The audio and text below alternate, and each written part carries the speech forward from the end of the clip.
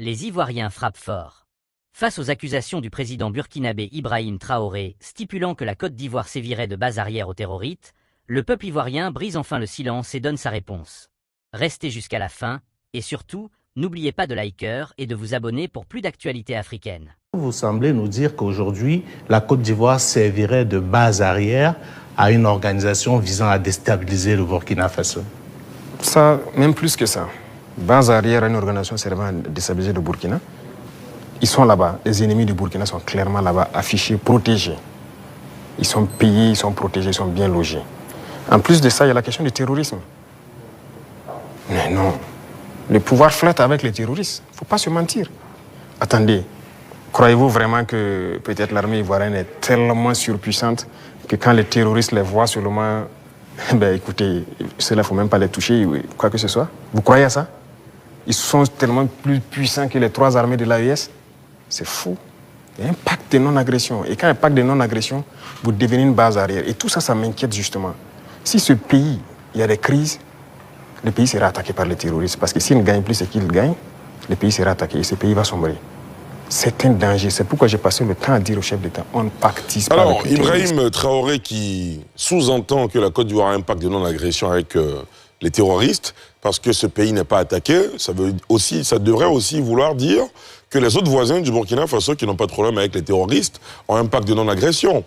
Pourquoi cette énième sortie avec des pics, encore une fois, contre la Côte d'Ivoire, après un long silence qui laissait entrevoir une sorte de compréhension des enjeux qui devrait amener le président burkinabé à faire table rase d'un certain nombre d'invectives envers notre pays. Josias Assemon. Parce que c'est la continuité d'un discours. M. Ibrahim Traoré, lorsqu'il devient président du Burkina, si je peux le dire ainsi, c'est un discours qu'il tenait. Il fait partie de ceux-là qu'on appelle les maximalistes, quand on veut parler des panafricanistes. Ils ont un discours qui est clair. C'est tout ce qui est occidental doit dégager. Tout ce qui est occidental ne doit pas nous ressembler. Donc la majorité des pays frontaliers qui coopèrent facilement avec des pays occidentaux, à l'image de la France par exemple, sont des pays en griffe qui ne sont pas dans de bonnes relations actuellement avec le pays en question. Mais parlons de ce qu'il a fait. M. Ibrahim Traoré, dans la majorité de ses discours, a presque tout le temps signifié que la Côte d'Ivoire allait dans ce sens-là, déstabiliser le Burkina Faso. Et lorsqu'il le dit, à chaque fois, vous allez voir qu'il y a beaucoup de médias, il y a beaucoup de réactions relativement à ce genre de sortie.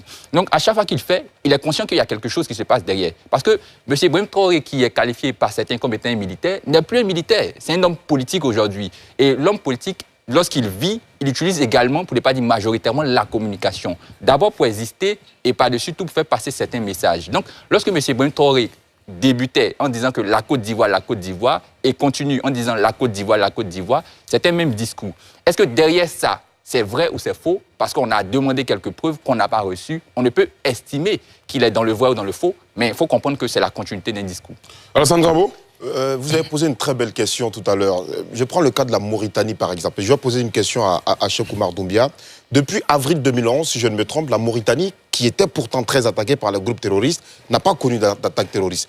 Comment est-ce que la Mauritanie fait et des pays voisins à elle n'arrivent malheureusement pas à s'en sortir, Cheikh Oumar Doumbia? Est-ce parce que la Mauritanie a négocié, a signé un pacte de non-agression avec le groupe terroriste, que la Mauritanie... Ou héberge des terroristes. Ou héberge des terroristes que toutes ces dernières années, la Mauritanie n'a pas connu. Parce que je me rappelle très bien que dans les médias, on avait appris effectivement que des terroristes qui s'attaquaient à la République islamique de Mauritanie, parce qu'il y avait eu des actions de l'État mauritanien, avaient commencé donc à changer de discours. Pourtant, c'était de véritables radicaux et sont rentrés dans la République. Ça, c'est ma première question. La deuxième question que je vous pose, le capitaine Ibrahim Traoré aujourd'hui, quand vous regardez sa façon d'agir, quand vous l'observez et que vous analysez son discours, est-ce un aveu d'échec? D'accord. Alors, par rapport à toute cette histoire, je pense qu'au lieu même de regarder la Mauritanie, il faut regarder le Burkina Faso lui-même. Parce que toute la présidence Blaise Compaoré, le Burkina, nous, on nous tombait dessus au Mali. C'était terrible. Le Burkina, tranquille. Chacun gère son pays selon ses objectifs et selon ses méthodes. Il a d'ailleurs dit dans l'interview, je ne vous arrête pas, que faut pas pactiser, c'est pas bon du tout, parce que même nous, on a vu Iyad Al-Ghali qui se promenait ici chez nous, il l'a dit. Iyad Al-Ghali se promène partout, hein. Et ça, je pense qu'il le sait mieux. Il ne le dit pas suffisamment, mais il sait mieux. Mais une chose est claire, c'est que tous ces pays, à un moment donné, ont tenté, et le Burkina, et le Mali, et le Niger, et la Mauritanie, tout le monde, à un moment donné, a dû discuter. L'histoire politique, par exemple, du Mali, il y a ce qu'on appelle le pacte d'entente nationale qui a été fait, je pense, si j'ai bonne mémoire, sous Alpha Omar Kounaré, où Yad Agali est signateur. Et il représentait des mouvements islamistes. Donc, à un moment donné, il faut se le dire clairement, que oui, les armes parlent, mais ils ne suffisent pas. Et que tout ça finit toujours par une discussion pour mettre fin à ça, sinon c'est une guerre sans fin qui continuerait. Est-ce que cela veut dire qu'il faut s'attaquer à ses voisins, sans lesquels on ne réussira rien? Et ça, c'est une clarté. Aujourd'hui, je pense que son discours serait mieux de dire nous pensons qu'il faut discuter avec le gouvernement de l'État de Côte d'Ivoire pour avoir une meilleure gestion de la sécurité au niveau de nos frontières. Nous pensons que nos frontières sont un point faible de notre mécanisme de sécurité et ces deux États peuvent travailler ensemble à améliorer ces frontières. Mais non, si au lieu de cela, ils décident de faire des sous-entendus très accusateurs à l'endroit de cet État, le même danger demeure. Et à 3 ans plus tard, on ne peut pas simplement dire que non, si on a des problèmes, c'est à cause des autres.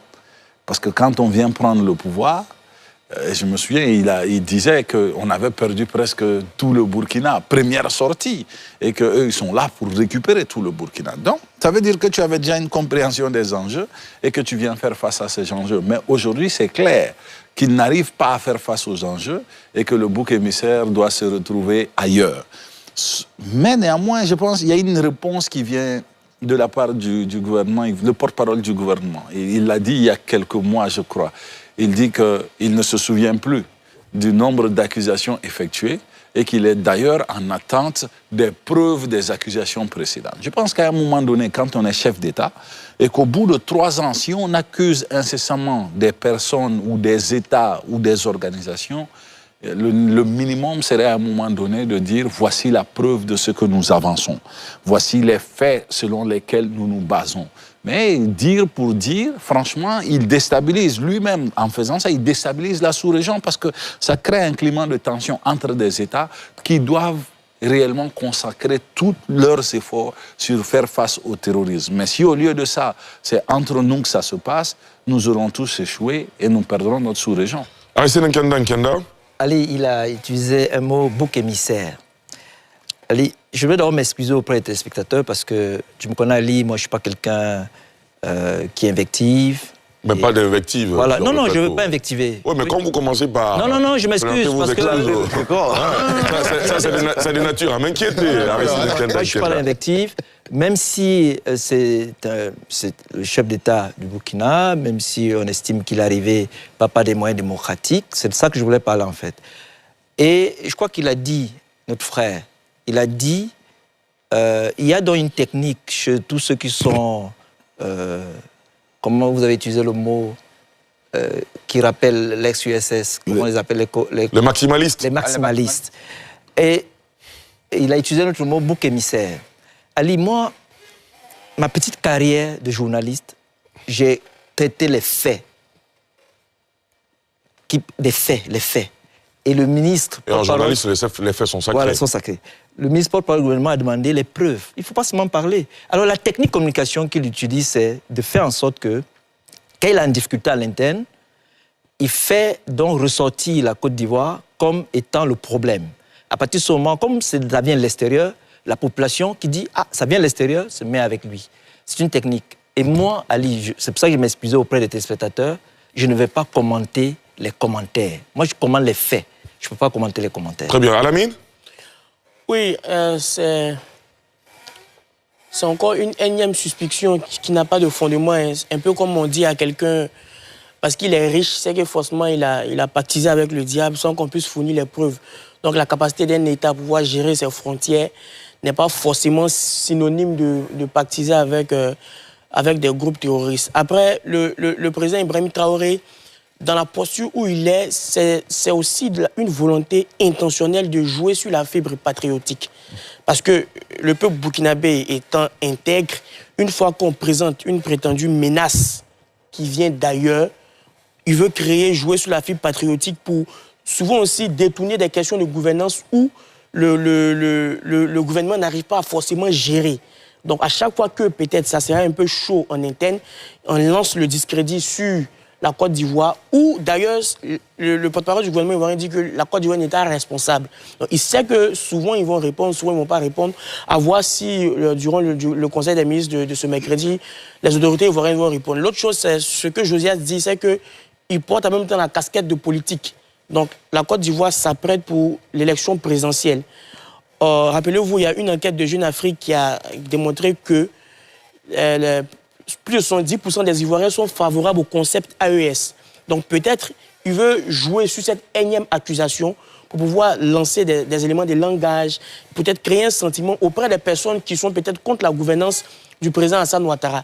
Donc au lieu de s'abstenir de voter, ces personnes-là qui sont peut-être contre le président Alassane Ouattara vont partir réverser leur voix à des candidats de l'opposition par rapport à la Côte d'Ivoire traite qu'il veut présenter, traite de l'Afrique, toujours prête à vendre l'Afrique ou bien toujours prête à comment on appelle ça, attaquer ses voisins. Donc pour moi ici, c'est plus appeler nos différents dirigeants à la responsabilité parce que les calculs politiques malsains peuvent les servir à court terme, à vraiment très court terme, mais à long terme, ce sont des États qui restent, qui demeurent, qui perdurent et qui sont frais et qui sont obligés de collaborer pour le bien commun.